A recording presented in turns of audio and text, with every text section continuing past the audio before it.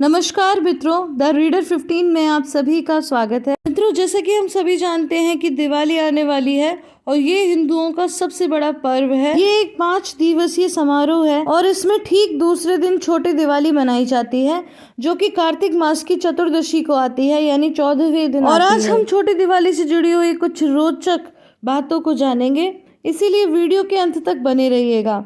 लेकिन उससे पहले अगर अभी तक आपने चैनल को सब्सक्राइब नहीं किया है तो मेरी विनती है कि आप चैनल को सब्सक्राइब कर लीजिए और बेल आइकन को भी हिट कर दीजिए ताकि आने वाली वीडियो की नोटिफिकेशन आपको मिलती रहे। चलिए चलते हैं सीधा आज के विषय की ओर। मित्रों, छोटी दिवाली को और भी नामों से जाना जाता है, जैसे कि काली चौदस, नरक चतुर्दशी और रूप चौदस। आइए एक एक करके जानते हैं कि छोटी दिवाली को ये नाम कैसे दिए गए। तो मित्रों, सबसे पहले जानते हैं कि छोटी दिवाली को काली चौदस के नाम से क्यों जाना जाता है। मित्रों, जैसा कि हम सभी जानते हैं कि छोटी दिवाली कार्तिक मास की अमावस्या से ठीक एक दिन पहले आती है, जो कि एक काली अंधेरी रात ही होती है और इसीलिए हम माँ काली से प्रार्थना करते हैं कि वह हमारे इस जीवन की सभी बुराइयों को और तकलीफ़ों को, हमारे जीवन के अंधकार को नष्ट कर दें। क्योंकि ऐसी मान्यता है कि माँ काली ने इसी दिन रक्त बीज नाम के राक्षस का वध किया था, जो कि बहुत ही ज़्यादा भयानक राक्षस था। और अगर आप इसके बारे में विस्तार से जानना चाहते हैं तो आपको मेरे चैनल पर इसके बारे में विस्तार से एक वीडियो मिलेगी, जिसका लिंक मैं आपको डिस्क्रिप्शन बॉक्स में दे दूंगी और मैं आपसे अनुरोध करूंगी कि आप उस वीडियो को जरूर देखें, तभी आपको ये समझ में आएगा। मित्रों, काली चौदस के इस उपलक्ष्य में लोग सुबह सवेरे उठकर अपने बाल धोते हैं और आंखों में काजल लगाते हैं। ऐसा माना जाता है कि ऐसा करने से बुरी नजर नहीं लगती। फिर माँ काली को पोहे का भोग लगाते हैं और कुल देवी की भी पूजा करते हैं। और काली चौदस महाराष्ट्र, गुजरात और राजस्थान के कुछ भागों में मनाया जाता है। चलिए मित्रों, अब बात करते हैं कि इस दिन को नरक चतुर्दशी क्यों कहते हैं। मित्रों, बहुत समय पहले नरकासुर नाम का एक आदमी था, जिसने शुरुआत में तो अपना राज्य बहुत अच्छा चलाया, परंतु वाणासुर नाम के राक्षस के संगत में आकर वह एक बहुत ही बुरा व्यक्ति बन गया। उसने देवताओं, संतों और ऋषि मुनियों को तंग करना शुरू कर दिया। उसने अपना आतंक फैलाना शुरू कर दिया और देवताओं से उनके स्थान छीन लिए और वह इंद्र के पीछे पड़ गया। इतना ही नहीं, उसने 16,000 स्त्रियों को अपना बंदी बना लिया। जब चारों ओर त्राही त्राही फैलने लगी, तब इंद्रदेव ऋषि मुनियों के साथ श्री कृष्ण के पास गए और उनसे सहायता मांगने लगे। श्री कृष्ण ने उन्हें आश्वासित किया कि वह उसका वध अवश्य करेंगे, परंतु नरकासुर को स्त्री के हाथों मरने का श्राप था।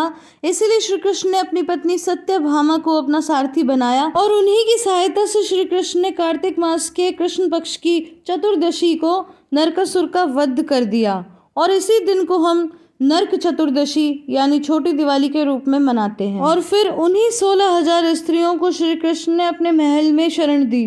तो मित्रों, अब बात करते हैं कि इस दिन को रूप चौदस के नाम से क्यों जाना जाता है।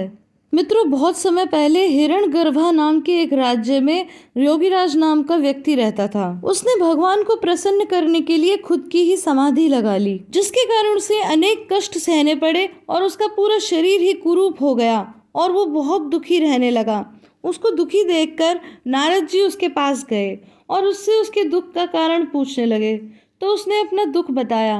तब नारद जी ने कहा कि आपकी मंशा तो बहुत अच्छी थी, लेकिन आपने शरीर के नियमों का पालन नहीं किया। फिर नारद जी ने उसे कार्तिक मास की कृष्ण पक्ष की चतुर्दशी को व्रत रखने के लिए कहा और योगीराज ने ऐसा ही किया, जिसके कारण उसे एक सुंदर, आकर्षक और स्वस्थ शरीर प्राप्त हुआ।